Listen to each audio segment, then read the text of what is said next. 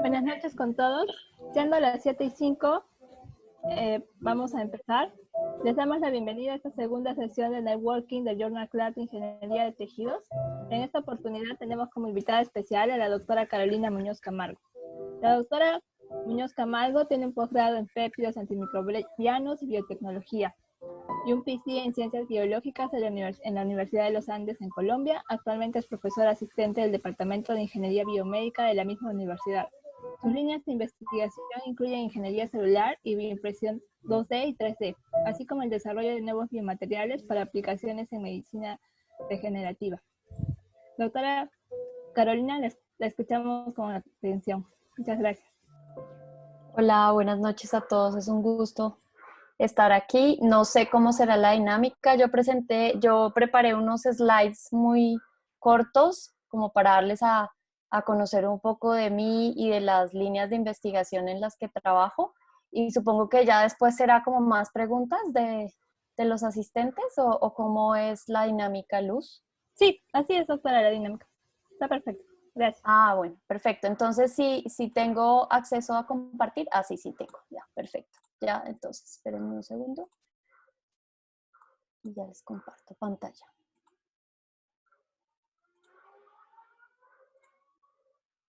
No sé si ya me están viendo la Sí, pantalla. Sí, sí, sí ya se está. Ah, ve. bueno, Gracias. perfecto, porque es que vi que la invitación empezando por ahí era un poco la yo de hace unos 2 años, 3 años. Bueno, no tan lejano, la verdad es que mi pelo corto apenas tiene como 2 meses, pero ya está un poco más largo de lo que está en la foto que les presento ahí para que no se sorprendieran un poco que les habían presentado a la persona incorrecta en la invitación a la sesión. Entonces esa es mi nueva yo, que tiene que ver un poco con esto de la pandemia y del encierro y de la desesperación por hacer algo diferente. Entonces, empezando por ahí. Bueno, ya como Luz lo indicaba, yo soy bióloga de una universidad en Bogotá y luego pasé a la universidad en donde actualmente me desempeño como profesora, pero si se dan cuenta, toda mi formación en maestría y en mi doctorado fue básicamente en ciencias básicas y fue en la Facultad de Ciencias de la Universidad de los Andes. Y después de que ya terminé mi doctorado y estuve un tiempo también en mi postdoc en la misma Facultad de Ciencias, entonces salió esta oportunidad ya en la Facultad de Ingeniería, que era un poco, pues muy nueva para mí porque me había desempeñado más en toda la parte de ciencias básicas. Entonces, pues ese fue un reto, pero fue un reto como muy apasionante porque es como pasar de la ciencia en donde descubres mecanismos, en donde entiendes cómo funcionan las cosas a nivel molecular, a nivel celular, para ya tratar de buscar una aplicación muy concreta en la parte de ingeniería, que es lo que a nosotros como profesores de ingeniería nos piden. Entonces, ese fue un reto, pero fue un reto realmente bonito. Yo llevo realmente poco tiempo en la Facultad de Ingeniería. Apenas en agosto de este año cumplí 3 años de estarme desempeñando como profesora asistente. Y aquí simplemente les quiero mostrar el grupo en el que estoy trabajando.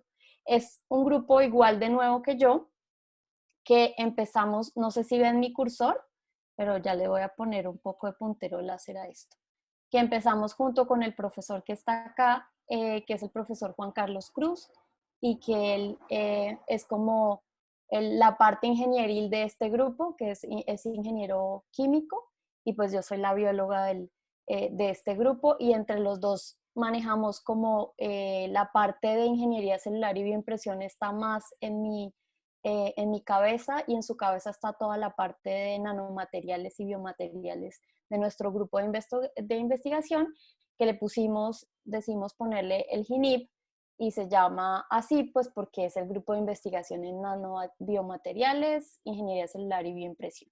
Entonces de eso hacen 3 años en que empezamos a trabajar. Estos chicos que ven allí en la foto, pues es una foto de finales del 2019. Y pues este año básicamente no nos dio tiempo de actualizar esa foto, pero muchos de ellos todavía están con nosotros y allí hay en su mayoría estudiantes de posgrado, de maestría, pero también hay algunos estudiantes de pregrado. Y en el link que ustedes ven aquí, allí pueden entrar también y ver un poco más de las publicaciones, los proyectos en los que estamos trabajando, porque aquí solamente les voy a comentar como los más importantes en los que estamos trabajando por el momento. Entonces, uno de estos tiene que ver y se conecta mucho con mi trabajo durante mi maestría y el doctorado. Y como lo decía Luz, yo trabajé mucho en la parte de ciencias con péptidos antimicrobianos, en particular péptidos antimicrobianos derivados de la piel de anfibios y de anfibios particularmente colombianos. Entonces, si ustedes no lo sabían, Colombia es el segundo país más biodiverso en este tipo de especies, en ranas. Entonces eso pues nos da como una especie de ventaja comparativa con otros países que tienen menos cantidad de especies, y tenemos alrededor de unas 750 especies de anfibios en Colombia.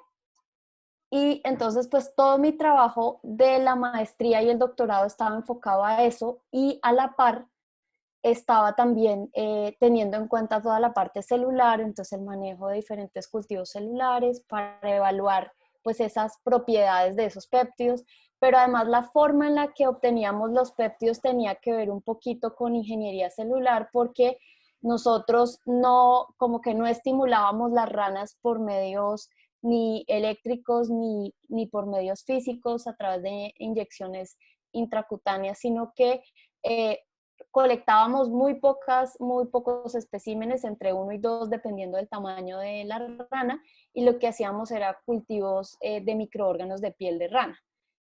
Entonces lo que hicimos en realidad fue determinar cuál era el tamaño, cuál era las proporciones indicadas para que cada pequeño fragmento de piel de la rana funcionara como básicamente como una biobomba que produjera los péptidos antimicrobianos a un medio de cultivo, y allí más o menos cosechar y sacar esos péptidos sin necesidad de sacrificar una gran cantidad de animales, sino obviamente con toda la responsabilidad del caso y con todo el comité de ética y SICUAL que involucra el manejo de animales en experimentación.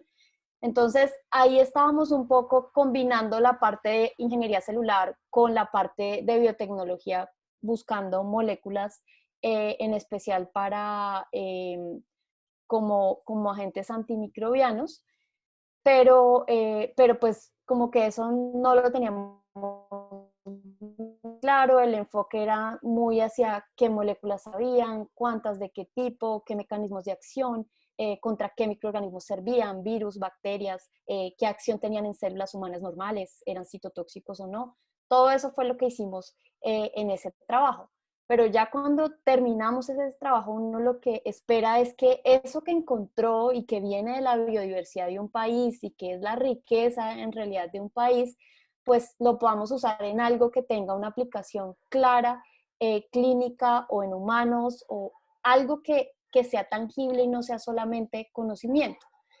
Entonces, en ese caso, en esa transición entre ciencias e ingeniería, fue cuando decidimos que nuestra idea inicial, cuando ya teníamos perdón por el ruido de fondo, pero no puedo hacer mucho con el perro del vecino,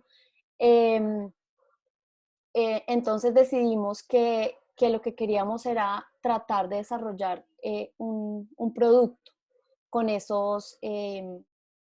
con esos péptidos.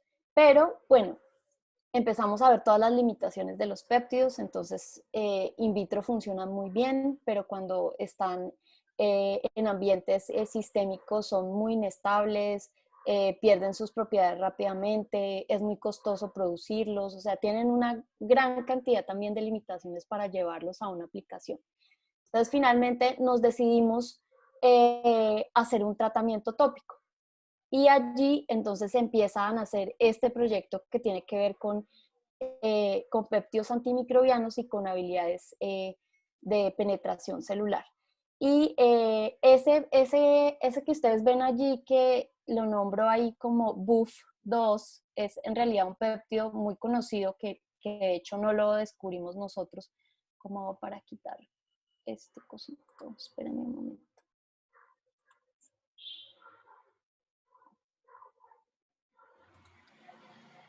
Y aquí se escucha todo el ruido.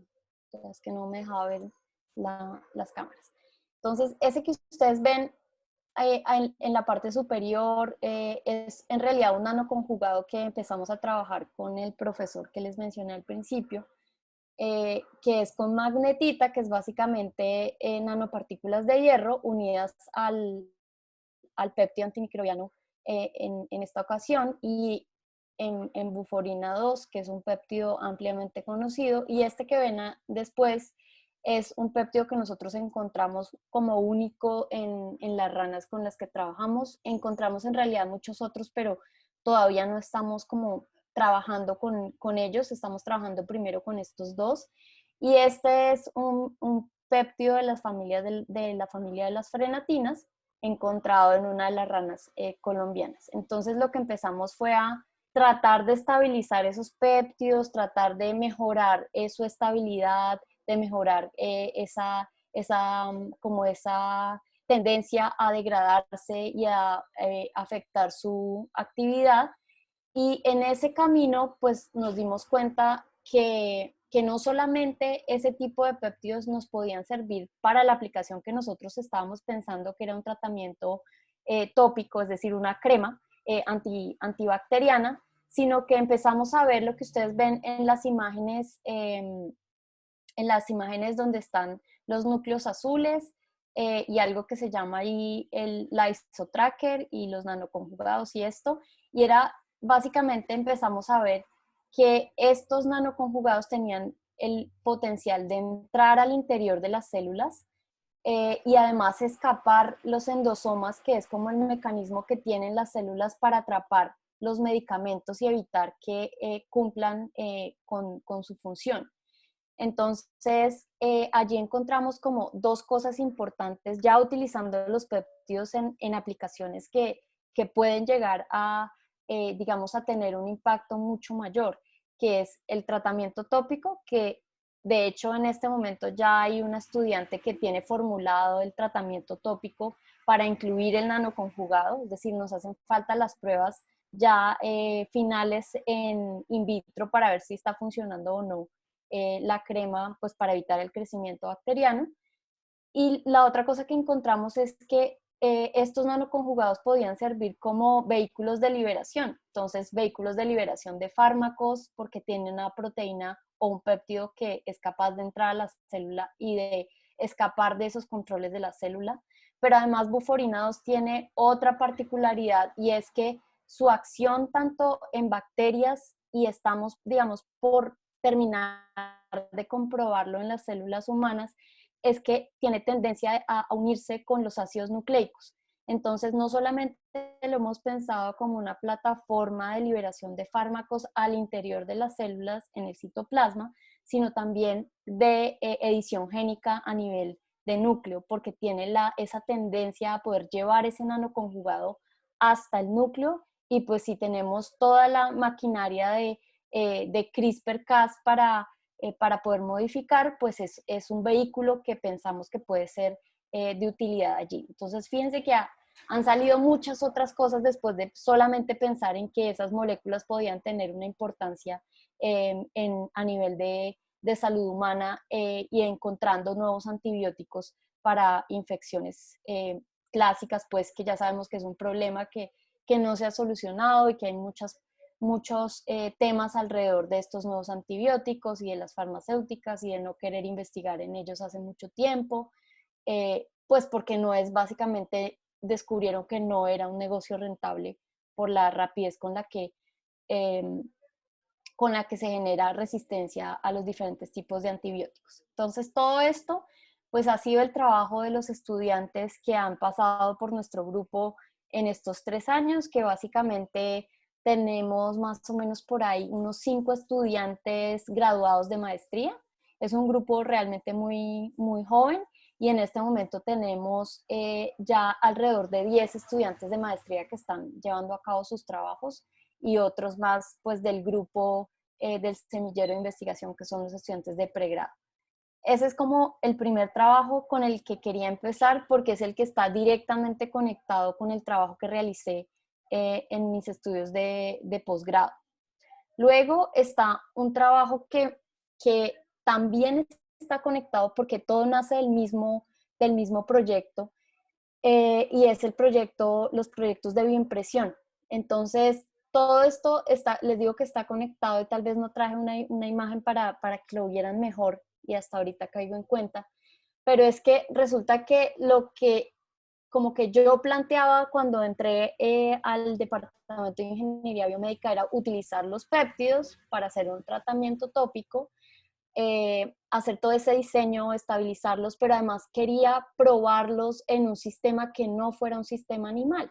No quería tener que utilizar modelos de experimentación animal para poder probar ese nuevo tratamiento tópico, básicamente porque lo que yo había investigado es que en modelos de ratones, por ejemplo, la contracción y el modelo de sanación de la piel es muy diferente a nuestro modelo, y entonces pues consideraba que tal vez se podía evitar ese paso, y fue cuando empecé un poco a entrar en la parte del modelo de piel y el modelo de piel para evaluar precisamente la funcionalidad de ese tratamiento tópico utilizando los péptidos y los nanoconjugados, pero además infectando el modelo de piel. Entonces allí empieza toda esta idea del modelo de piel, pero eso luego se complejizó porque resulta que yo lo que había planteado era un modelo de piel pues manual, hacer como toda la parte de utilizar un hidrogel para hacer la matriz extracelular y poner los fibroblastos y luego poner los queratinocitos de una manera manual. Simplemente quería ver cómo podríamos desarrollar las capas de la piel y todo esto. Pero no sé, en una conferencia, en alguna cosa, entonces empecé a ver que estaba empezando a hablarse muchísimo de la bioimpresión y del potencial que tenía la bioimpresión. Entonces dijimos, bueno, pues si la bioimpresión nos va a ayudar a hacer mucho más precisos nuestros modelos, si nos va a facilitar la reproducibilidad y si además de eso nos va a aportar para tener como una mayor cantidad de modelos que se puedan utilizar, pues entonces exploremos con bioimpresión. Y allí, pues, como uno se va abriendo, se van abriendo las posibilidades, y entonces empezamos pues nosotros pudimos haber dicho como vamos a comprar la bioimpresora y a comprar las biotintas, pero resulta que entonces ahora nos dijimos, no, pues diseñemos las biotintas nosotros y diseñemos el departamento. Había otro profe que tiene como 20 años de experiencia manejando hidrogeles de submucosa intestinal porcina, entonces dijimos como metámonos por ese lado, y lo que ustedes ven en las imágenes son la biotinta que diseñamos utilizando submucosa intestinal porcina, pero si ustedes han escuchado hablar de, digamos, pues de lo clásico que son los polímeros naturales y sintéticos y los polímeros basados en matriz extracelular, pues sabrán que una de las mayores limitantes de este tipo de polímeros son sus propiedades mecánicas. Entonces le hablan a uno divinos en biocompatibilidad, todo funciona muy bien con este tipo de hidrogeles a partir de matriz extracelular, pero el problema es hacer que esto mantenga una estructura y como que no se pierda ese diseño del CAT. Y entonces el reto para nosotros era hacer que esto funcionara y que no se dañara la estructura y que tuviéramos imprimibilidad y que tuviéramos fidelidad, y además de eso biocompatibilidad, que es lo que quiere uno en una biotinta. Y eso fue pues el trabajo de un estudiante de maestría que básicamente encontró los parámetros para imprimir esa biotinta de CIS, pero además para hacerla fiel al modelo CAT, como lo vemos acá, y ver que fueran lo suficiente, o sea, que no se dañara esa estructura, y eso lo hicimos con un fotoentrecruzante, utilizamos la riboflavina, pero además le pusimos más radicales, más grupos funcionales a este colágeno de la submucosa intestinal porcina, para lograr que se entrecruzara de esa manera y obtener las propiedades mecánicas que nosotros queríamos. Entonces acá tenemos dos ejemplos. El primero es el que ven en la parte superior derecha, que es como una que imprimimos con la biotinta de CIS, en la que se ve pues que se mantiene la fidelidad y que se pudo imprimir, ¿no? Porque la otra cosa es que necesitábamos que nosotros tenemos una bioimpresora por extrusión, por lo tanto, para lograr una buena extrusión, pues tenemos que generar un filamento, y luego irradiar ese constructo para darle la estabilidad mecánica. Entonces, eso fue lo que se hizo simplemente en la parte superior que están viendo allí, sin células, y luego el reto era, bueno, los parámetros son los adecuados y estamos teniendo una buena viabilidad celular post inversión, o eso cómo está funcionando. Entonces, la parte inferior en la que ya ven ustedes que las ventanitas son un poquito más grandes y vemos entonces la distribución de las células vivas y de las muertas, y en realidad la primera vez que imprimimos, que esta es una de nuestras primeras imágenes, pues la viabilidad era como del 60%, y nosotros dijimos, es una viabilidad muy baja, tenemos que por lo menos tener un 80% de viabilidad, y eso pues ya con la modificación de la biotinta ya hemos logrado que esté en el 80%, y estos modelos que ven acá ya con stacks son básicamente cómo nos quedaban distribuidas las células en ese constructo. Entonces, si ustedes ven, todavía hay como cúmulos de células, por lo que eso también se tuvo que mejorar. Y aquí lo que vemos en la parte superior era que estábamos estandarizando la cantidad de queratinocitos que teníamos que poner en la parte superior, porque finalmente lo que nosotros queríamos imprimir, o queremos, porque todavía estamos en ese proyecto, pues es el modelo de piel. Entonces, en eso todavía estamos trabajando, pero la buena noticia es que la biotinta pues ya está desarrollada. Además de la biotinta con su mucosa intestinal porcina, empezamos a trabajar también con placenta porcina, que tiene unas propiedades muy parecidas a las de la placenta humana. Entonces decidimos también cómo incursionar por ese lado, y de esa primera iteración, pues sacamos una nota corta en Polymers, que la pueden ver. Allí les puse la referencia por si la quieren ver. Digamos, la parte de la mejoría del segundo prototipo, en el que ya mejoramos muchas cosas de la biotinta, no lo hemos publicado. Estamos trabajando en el artículo, pero sí ya presentamos, fue patente de invención en Estados Unidos por esa modificación que hicimos, que mejoró notablemente varias de las propiedades de la biotinta.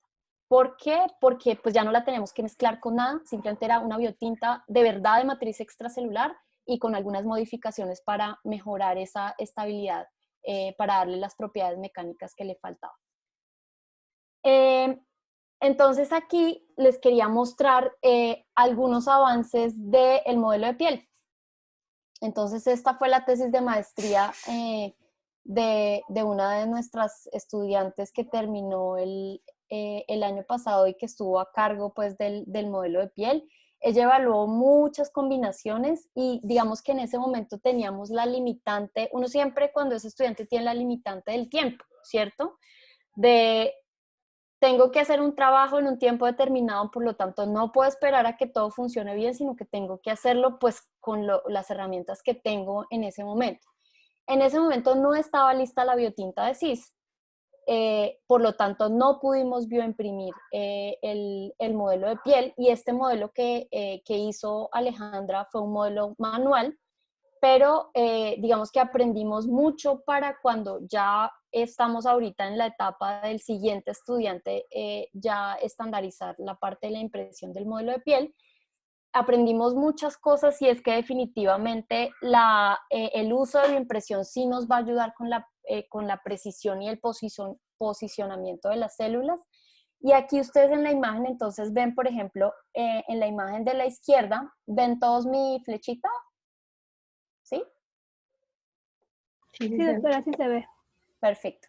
Entonces ustedes ven en la imagen de la izquierda, pues que se ven todos los núcleos azules como con DAPI, como que la matriz se ve como en un color fucsia, pero ustedes ven una arruga gigante que está acá, y es que si se dan cuenta, la superficie no era homogénea, no fue homogénea. Entonces esto fue algo que decidimos que teníamos que arreglar cuando fuéramos a bioimprimir, porque tiene que ser completamente homogénea, pero además ustedes se dan cuenta que hay espacios en los que no hay células. Y estos espacios en donde les falta como azulito, quiere decir que hay muchos espacios entre los queratinocitos que son la capa, como esta capa más externa nuestra de la epidermis, y que tienen que estar muy, muy juntos, porque precisamente tienen esa función de impermeabilidad, ¿no? Como de regular el paso de ciertas sustancias a través de la piel, y entonces pues no está bien que esas uniones no se estén dando de una manera correcta, porque por lo tanto si voy a evaluar absorción o si voy a evaluar algún tipo de paso a través de ese modelo de piel, pues si el modelo no está bien construido, pues no, va a pasar básicamente todo lo que yo le ponga encima y así no funciona la piel naturalmente.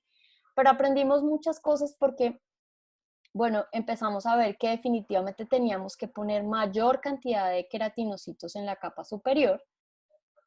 Aprendimos también que sí se estaban formando las capas, entonces estas imágenes de acá son imágenes de histología, en la que en efecto hay una capa como el bordecito basal, en la parte inferior está lo que sería la dermis, que están los fibroblastos embebidos en la matriz, y empezamos a ver los estratos, ¿cierto? El estrato basal y el estrato espinosum, pero si se dan cuenta, aquí en la parte superior, que debería ser más gruesita, porque aquí debería estar el estrato córneo, que es donde los queratinocitos se cornifican, es decir, que toda la célula entra en ese proceso de muerte y se deposita en la superficie para formar una capa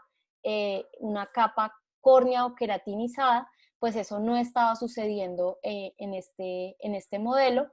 No, en ese momento concluimos que también podría ser por el proceso de maduración, que tal vez hizo falta dejar más tiempo el modelo en este proceso de maduración. Por lo general se reporta que son 2 semanas en que ese estrato debe estar formado, y nosotros pues no lo vimos así, pero eso también tiene que ver o podría tener que ver con la cantidad de células que se pusieron inicialmente en la superficie del modelo. Y aquí vemos pues un zoom más hacia esas capas que se alcanzaron a formar. Aquí vemos como un zoom out para poder ver la parte de la dermis y cómo se veía un poquito la estratificación en la parte superior. Y aquí para mostrar cómo se veían estos modelos de piel dentro pues, de las cajas de cultivo en una interfase aire-líquido, pero la flecha lo que está mostrando es que ese modelo, o sea, yo fabrico el modelo con un diámetro igual a este que tienen acá en la parte inferior, y otra de las complicaciones que hay cuando hacemos modelos de piel es que se contraen. Cuando empiezan ese proceso de maduración, si se dan cuenta, este modelo que tenemos acá pues es mucho más pequeño que la base de la cajita en donde está siendo mantenido. Y es porque también tenemos que trabajar en que tal vez hay que hacerlos 2 o 3 veces más grandes que la base, porque en el proceso de contracción van a disminuir su tamaño, y eso pues es importante en cuanto a la estandarización y la reproducibilidad de esos modelos. Entonces ese es como el tercer proyecto, que realmente todos están, si ustedes ven, todos están ligados porque tienen un fin muy particular, que es el de toda esta plataforma de crear moléculas para tener en dónde evaluarlas en sistemas 3D. Y este es una aplicación, pero es más para sistemas 2D. Entonces nosotros trabajamos en sistemas 3D, en sistemas 2D, dependiendo de cuál sea como la aproximación, si es una aproximación inicial o si es algo ya más complejo que queremos evaluar a nivel fisiológico. Entonces, en este caso lo que hicimos fue desarrollar una herramienta, pero esto fue con otro profe del departamento que trabaja toda la parte pues, de inteligencia artificial, y nos ayudó mejorando y produciendo un plugin para ImageJ, que es como, pues todos utilizamos ImageJ un montón para el análisis de imágenes. Entonces, tal vez aquí no puse la referencia, pero se la voy a mandar a Luz para que lo revisen por si lo necesitan. pues porque ya lo hemos pasado como a diferentes laboratorios y han dicho que definitivamente es una ayuda tremenda. ¿Por qué? Porque hay modelo de herida, que es lo que nosotros estamos, ay, perdón, que es lo que nosotros estamos mostrando aquí, es una monocapa de células y lo que se ha hecho tradicionalmente es que con una punta de pipeta, pues hacemos un rayón para hacer una herida. Y luego evaluamos un compuesto, o puede ser un biomaterial, o puede ser un hidrogel con propiedades regenerativas, lo que uno quiera. En un sistema, pues obviamente que me va a dar una información inicial, ¿no? Que es un sistema 2D. Y lo siguiente que se hacía, pues era tomar las imágenes en diferentes tiempos, como lo tenemos acá, y entonces uno tenía que hacer manual aquí por el bordecito, irse con la herramienta y delimitar de lo que yo creía que era la herida y lo que creía que, pues que no, que era como lo que había crecido. Y entonces nosotros hicimos dos cosas. Hicimos moldes para mejorar la herida, porque si uno hace un rayón con la pipeta, pues depende de la mano, de la pipeta, de la punta, de la caja, de muchas cosas que pueden estar variando. Entonces lo primero que hicimos fue hacer moldes para diferentes tipos de cajas de 24, de 96, de 6 pozos, y hacer esos moldes y esos cuts incluidos en el material suplementario para que se puedan imprimir en un material también súper común, se puede autoclavar y es muy fácil de hacer y mejorar esa parte de la reproducibilidad de la herida. Entonces ahí las heridas quedan mucho más homogéneas que si las hacemos con diferentes manos y diferentes puntas cada vez. Y lo siguiente fue un plugin para automatizar estos bordes y para dar diferentes medidas de área, para dar medidas de longitud de la herida, de qué tan ancha y tratar de estandarizar todas las heridas para poder decir que en realidad hay una diferencia o no hay una diferencia a nivel estadístico. Y también mejorar aquello de que todas las imágenes a veces no se toman de manera como horizontal o vertical, entonces si las fotos de pronto estaban ladeadas, también el plugin tiene la posibilidad de acomodar la foto para poder tomar las medidas, y esa fue como otra de las cosas pues en las que nos hemos introducido para mejorar ese tipo de medidas. Entonces acá en las imágenes que se muestran a las 0 horas, pues está como el programa toma la medida del borde de la herida, se ve claramente cómo la delimita, hay heridas más limpias y hay heridas como mucho más complejas como estas que vemos acá, que pues ya se está dando el cerramiento de la herida. Y esta imagen pues tiene que ver con otro proyecto en el que trabajamos en la parte, digamos, de moléculas farmacéuticas, que es con panela. Y yo me imagino que en Perú pues la panela también es común el consumo de la panela. No sé cómo le llaman a la panela en Perú, si será panela también o si tendrá otro nombre que es como el derivado de la caña de azúcar, pero que es morena, que es como un cuadrito. Esa acá la llamamos panela. Y pues se ha visto o se sabe tradicionalmente que las abuelas usan la ralladura de panela para cuando el niño se cae y se raspa la rodilla, entonces póngale panela, porque al parecer la panela pues mejora y acelera la cicatrización.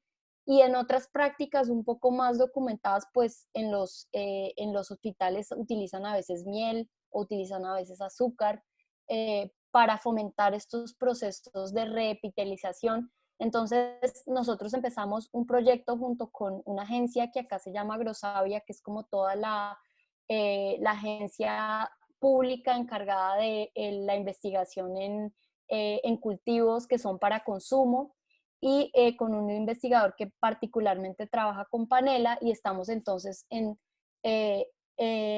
hacer como la validación científica de si en realidad la panela sí es regenerativa y cicatriza y revitaliza o no.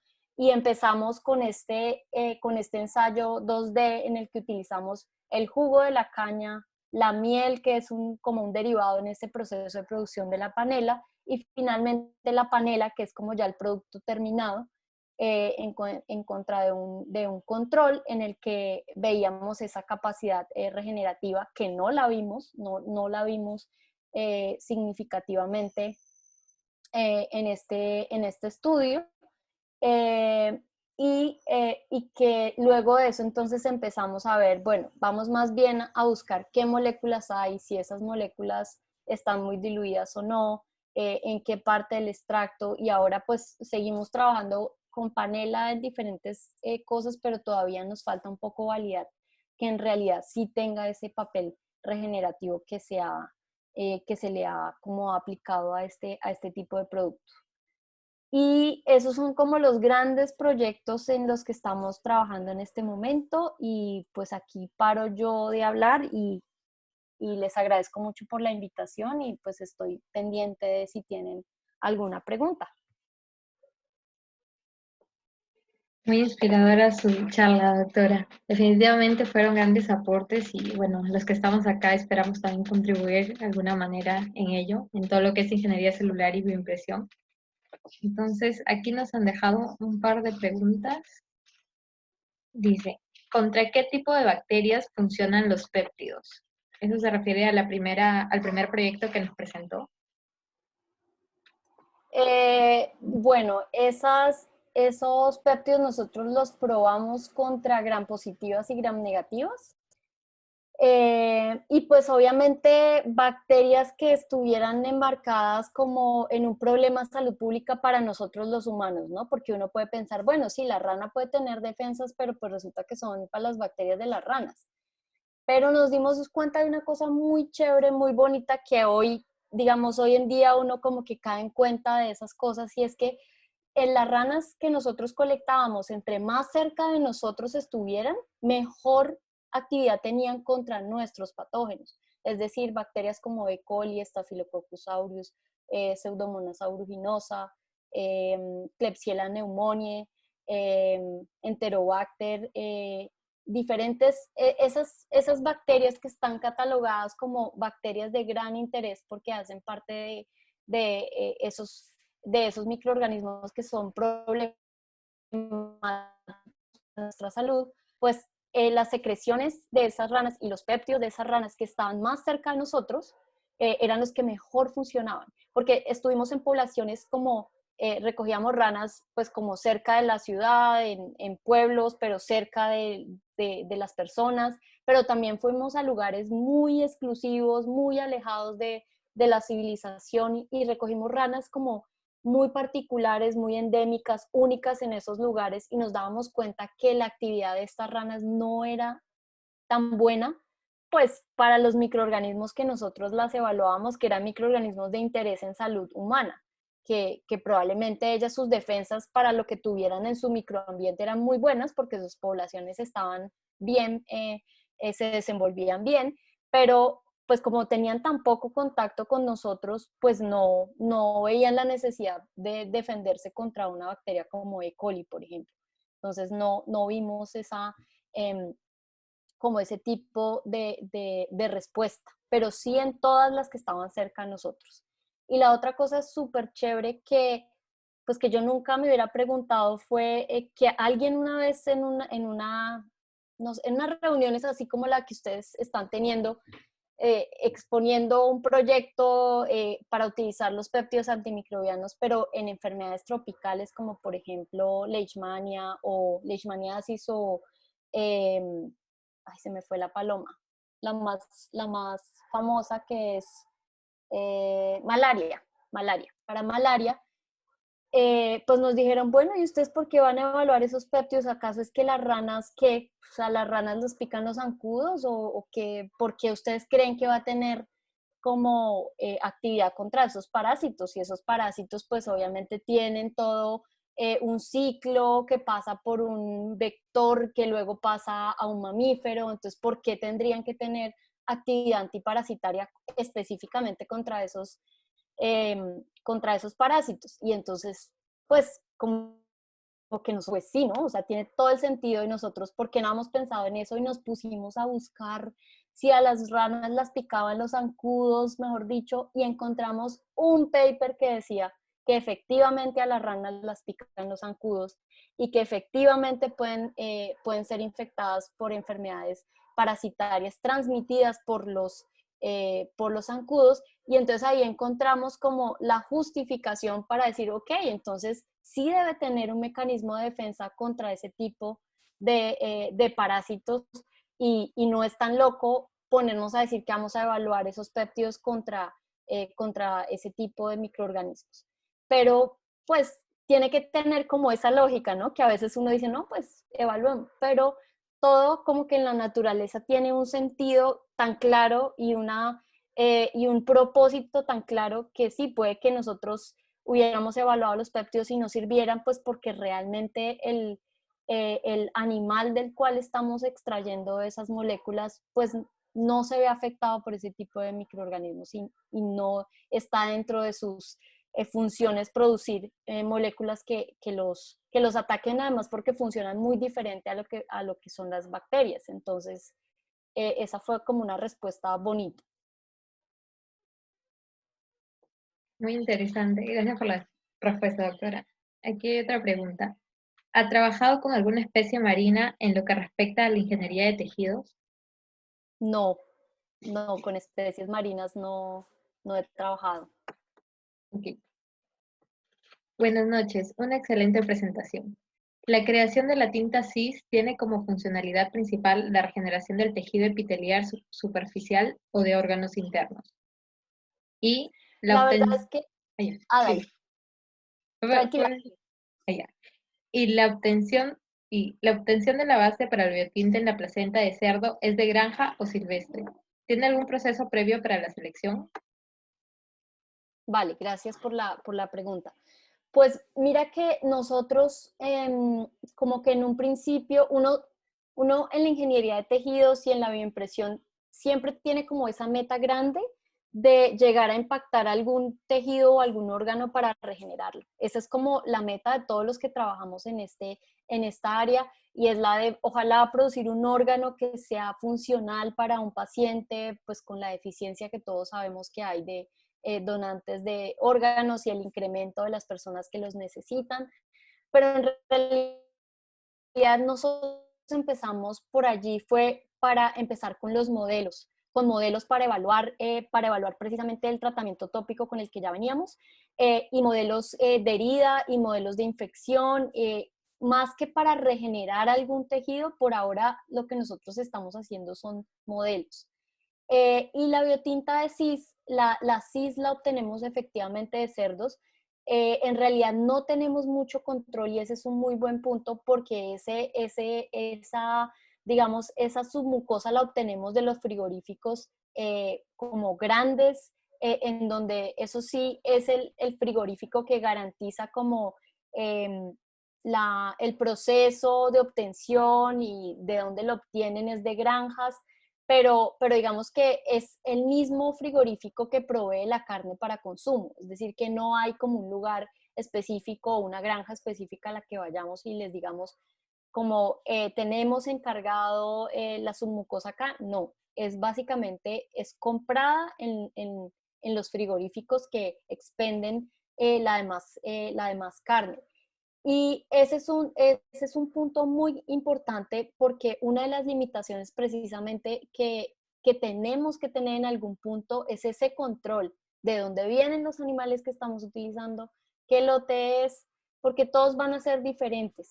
Y la otra parte importante, pero sobre todo cuando uno piensa en regeneración, es decir, cuando uno va a poner este material en un paciente, es la seguridad. Entonces allí viene todo de garantizar que esa submucosa está libre de cualquier virus que pueda infectar a la persona que va a recibir eh, el, el aloinjerto, el senoinjerto, perdón, eh, o el seno órgano.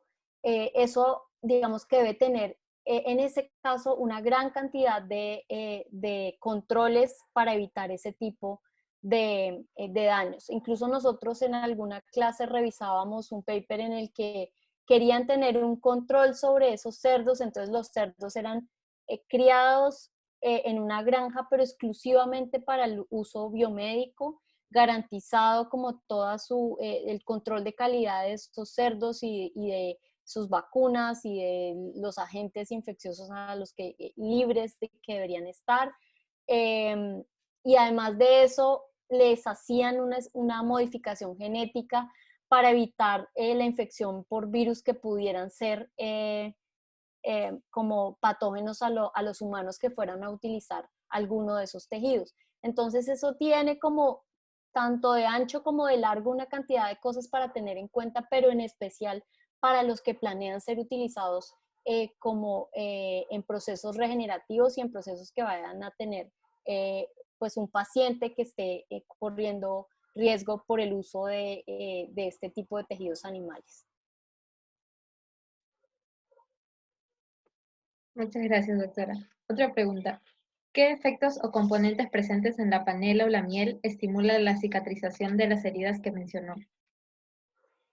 Eso es lo que nosotros estamos averiguando. Digamos que en la panela en el mundo, lo que más se reportan, además de azúcares, por supuesto, son compuestos flavonoides y polifenoles, que tienen que ver con actividad antioxidante y bueno, no sabemos bien si son esos los que están presentando esa actividad regenerativa, pero nosotros no solamente vamos por esos, que son los más conocidos y los han reportado como alrededor de todo el mundo y digamos, en Latinoamérica, principalmente en Brasil, han trabajado un poco con esta caña para producción de panela, pero vamos también por moléculas pequeñas como péptidos también, o como proteínas que tengan alguna actividad regenerativa. Y en este momento estamos, pues digamos que este año en la parte experimental ha sido un poco damnificada por lo que hemos tenido que vivir, pero nosotros más o menos en octubre empezamos a ir otra vez a los laboratorios y entonces allí empezaron, el Centro de Metabolómica de la universidad empezó a hacer la evaluación de lo que tenían estos compuestos y entonces pues estamos esperando esos resultados sobre qué moléculas pueden estar allí presentes que puedan tener esa acción regenerativa que estamos buscando. Ok, muchas gracias. Otra pregunta. Se ha visto que los tejidos provenientes de cerdo tienen epítope GAL, el cual produce rechazo agudo cuando se hace trasplantes de cerdos a primates. ¿Hicieron algún tipo de tratamiento para eliminar GAL? No, ninguno. Como les digo, nosotros no, por el momento no estamos pensando en aplicaciones directamente para humanos, sino en modelos. Entonces, basados en eso, todavía no hemos tenido como ese tipo de consideraciones presentes para eliminar. Pero como les contaba, han habido como artículos en los que se habla de la modificación a través de edición genética para mejorar ciertas particularidades pues, de los donantes que vienen de animales. Pero la verdad es que por el otro lado, pues también hay muchas otras implicaciones de seguridad con el uso de CRISPR-Cas. Entonces, como que todavía está como un poquito incipiente el conocimiento en ese lado y nosotros estamos un poco más dirigidos hacia los modelos todavía.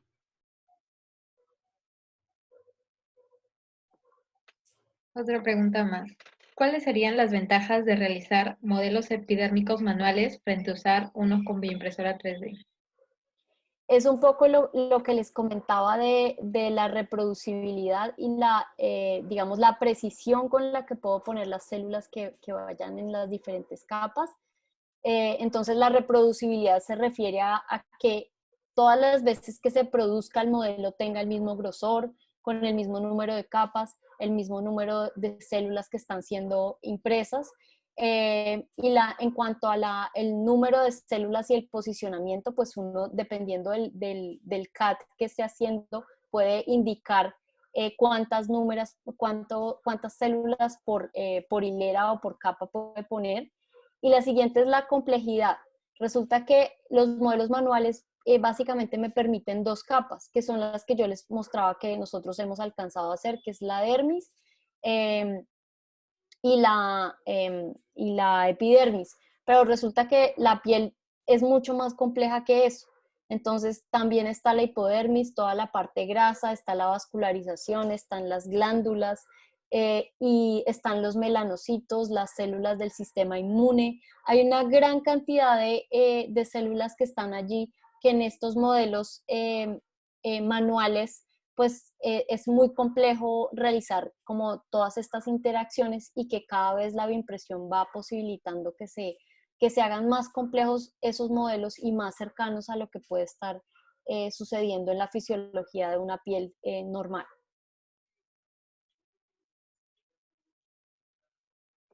Ok, una pregunta más. En Colombia, ¿qué tan regulado está el poder trabajar con muestras, manejo y ensayos clínicos en animales? Está bastante regulado, pero creo que menos, o por lo menos tiene menos limitaciones de lo que vemos que pasa hoy en Europa, que básicamente a partir de, creo que fue mitad de este año o del año pasado, pues se prohibió definitivamente el uso de animales en experimentación. Entonces en Colombia se permite el uso de animales en experimentación, pero en nuestro caso para cualquier investigación pues tenemos que pasar por un comité SICUAL, hacer como la descripción de los procesos que vamos a hacer, demostrar que hemos investigado y que no hay una forma in silico o in vitro de hacer esa experimentación que estamos proponiendo, que hemos calculado el N y ese N es suficiente para darnos datos válidos o con poder estadístico. Entonces, esa regulación, hay diferentes comités SICUALES entre las universidades, varias de las universidades más importantes en Colombia, que se comunican entre ellos para estar al día en esa regulación. Nosotros tenemos como un curso anual entre varias universidades para el manejo de animales en experimentación en el que nos explican pues todo el componente ético, pero los diferentes modelos para qué se utilizan, en qué casos se deben utilizar, en qué casos se rechazan, todos los criterios que se deben tener en cuenta para el manejo de estos animales y para permitir la experimentación con ellos. Y es una certificación que se da al final del curso, que es una certificación internacional, es decir, que el curso nos sirve a nosotros, pero también si vamos a otro país, va a ser válido en ese otro país, como en Europa o en Estados Unidos. En ciertos países de Europa, digamos, Israel como que no hace parte de Europa para unas cosas, pero para otras sí, y allá pues se hacen experimentaciones menos controladas, digamos, no me refiero al nivel de control en la parte ética, sino que tienen menos limitaciones comparado con otros países en Europa para realizar esos experimentos. Entonces, pues realmente nosotros creo que en este momento todavía se permiten con cierta libertad y sin tantas limitaciones el uso de modelos animales en experimentación. Muchas gracias, doctora. Y la última pregunta para finalizar, una pregunta de reflexión. ¿Qué le recomendaría a su yo de pregrado o recién egresado? Uy, pues es una muy buena pregunta. Eh, no sé, la verdad es que yo creo que a mi yo de pregrado le diría que hay que estar abierto a las posibilidades y también hay que estar como en la onda de tranquilizarse, ¿no? Porque yo siento que uno termina en el pregrado y siente que se le viene todo el mundo encima y no sabe qué hacer. Siento que además, primero estamos entrando, que creo que yo no entré tan joven a la universidad, yo entré como de 17 tal vez, o 17, sí. Pero pienso también que cuando uno entra a la universidad, muy pocos tenemos idea de en realidad qué queremos hacer. Y eso no está mal. Yo le digo a mis estudiantes, les digo, no está mal que usted no sepa, no está mal que en la mitad usted diga, tal vez esto no es sino otra cosa. Es el momento y cualquier momento es el momento, en la mitad, al final o lo que sea, para decidir qué es lo que quiere uno hacer y qué es lo que lo apasiona. Porque mi historia un poco empezó desde muy niña, pero por una situación personal, y muchos de nosotros es por una situación personal, que yo quería ser médico. Y yo quería ser médico y quise ser médico toda mi vida, y cuando no lo pude hacer, pues llegó una gran frustración a mi vida. Dije, pues aquí se acabó, porque yo no sé qué más quiero hacer si no es esto que había pensado que iba a hacer toda mi vida.